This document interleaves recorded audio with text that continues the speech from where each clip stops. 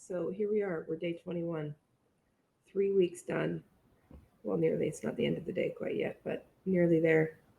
Apologies. I'm looking very pale today, but it's partly the camera that I'm using, but it's also partly just that I've not been well. But I believe I'm turning the corner now. I think I'm coming out of that. It's really exciting because I've got 9 days left now, and although that might not seem like much compared to 30, it still is a long time to wait. So last night and the night before, I forgot to mention. So the night before last, I had a dream that I had eaten reheated spaghetti bolognese, like a whole plate of it. And last night, I dreamed that I ate, what was it? I can't remember. But that started happening. And then I wake up in the morning and I'm like, oh no, is it okay for me to keep fasting, or is ketosis finished, or anyway. So it's kind of one of those funny things that happens. You sort of trick yourself that you are eating. So it just tells you that subconsciously my mind is really wanting to eat. I've started going to the refrigerator and smelling stuff, like smelling the olives, smelling the mayonnaise. That was another one that I did. Smelling the cheese, which is kind of weird, but if you were fasting, you'd understand. One bummer is my sense of smell is not great at the moment, so I'm not sure if it's COVID that I have or if it's something else. But anyway, I'm sure you can hear it in my voice. But I'm doing well. Other than all of that, I wanted to share with you guys something because um, fasting is one of those things that there's a lot of myth about. And it's only recently that people have started to discover the therapeutic uses for fasting and what it's good for. And one of the guys that I listened to before I started my first fast was a doctor of a medical center called the True North Clinic. And what they do there is they facilitate like medically supervised fasting for people. And it's for like cholesterol and diabetes and various other health conditions that they see the reversals of. But I just thought I would show you guys a graphic here of something that they put together from this clinic. Okay, so this is the fasting physiology. So what actually happens to your metabolism? So in the fed state, which is how everybody is normally, so it begins immediately after you've eaten food. Your blood glucose is supplied by the carbohydrate digestion into the simple glucose molecule. So that's the normal everybody's eating. And your muscles and your brain eat glucose. Okay, that's their primary fuel. The metabolic phase 2 is after 4 to 6 hours. Okay, so phase 2 begins, and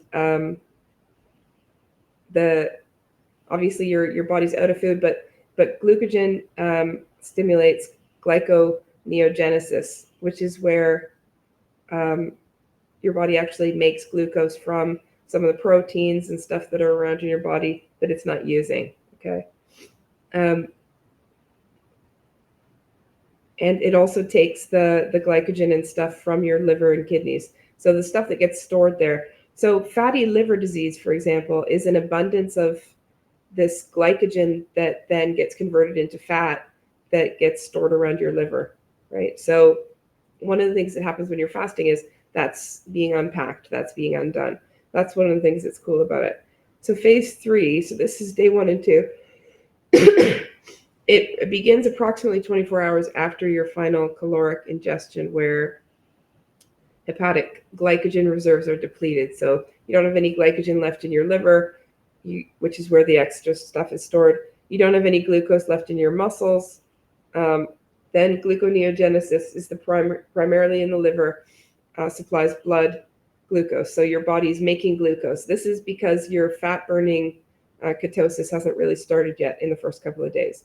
Your body's then making glucose from the other bits that it's got laying around. Okay, so extra proteins, junk proteins, like I was talking about autophagy and other things like that. So metabolic phase 4, which is from day 2 to 7, begins 48 hours after your final caloric ingestion, lasting approximately 7 days. So this is renal gluconeogenesis, which is your kidneys, becomes progressively more important in the maintenance of the blood sugar levels. I'm not sure what I can't pronounce that word, sorry. Glycogen stimulates the breakdown of triglycerols into fatty acids, and glycerol is converted into glucose through gluconeogenesis. So it's getting rid of the fatty deposits and stuff in arteries and so on. Okay, metabolic phase 5, which is day 7 onwards. So phase 5 begins when rates of ketogenesis exceed gluconeogenesis. In other words, you're making sugars from your fat supplies much more than just extra proteins and stuff that are in the body. And it will continue to do this until starvation begins.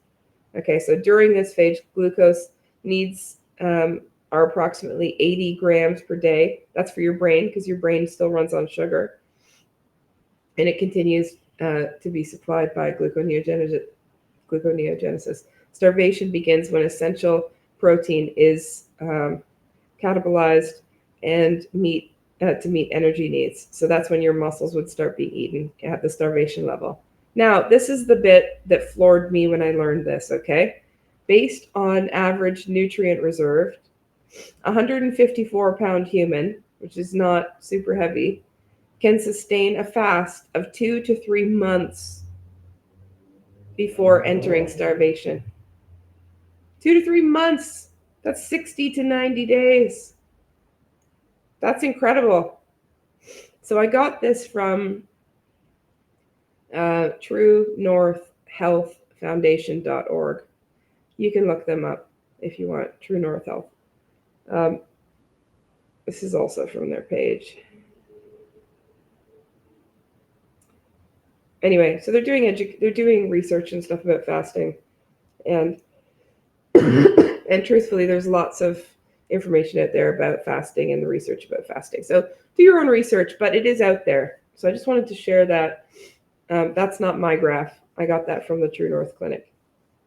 But I was shocked when I heard the guy say, because I remember the person who was interviewing him on this video I saw, who was, I would say, an ideal weight, like he wasn't overweight at all. He said, so how long could somebody like me fast for? And because he's got really no excess body fat, seemingly, he was probably expecting the guy to say, you can't fast.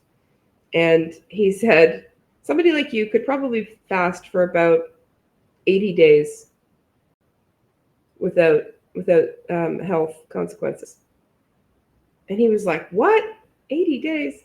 He's like, yeah, that's typical. So I was just like amazed, floored by that.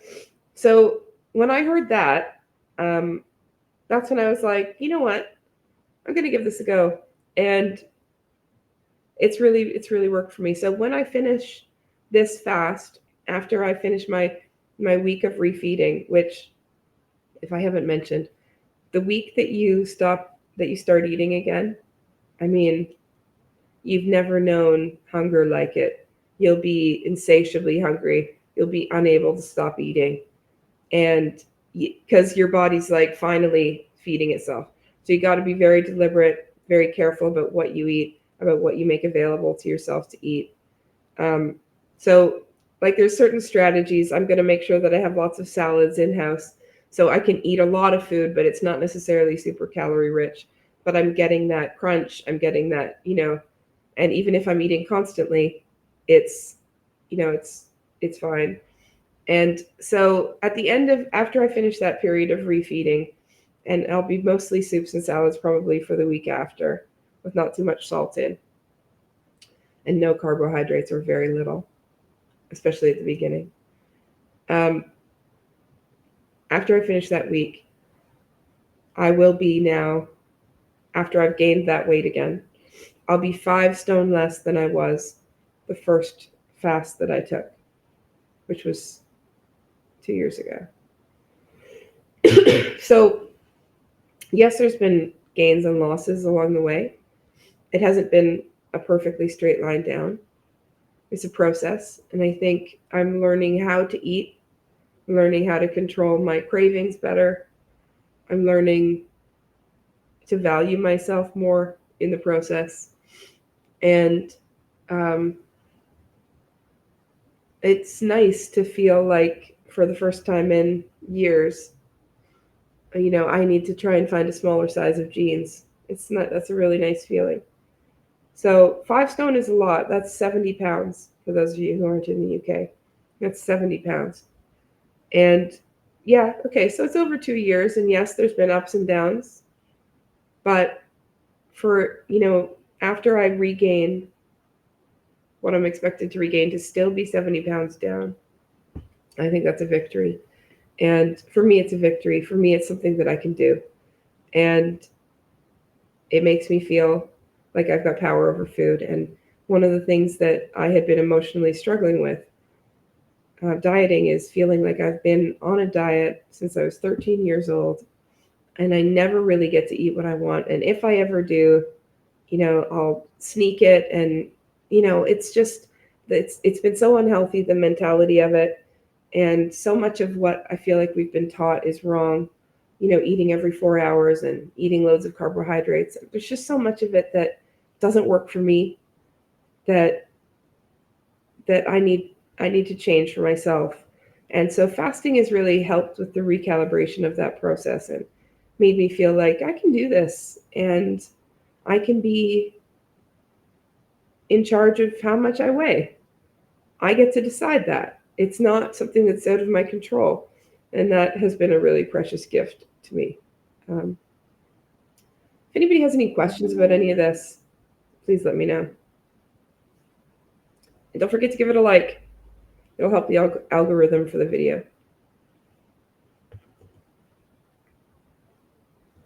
Okay, see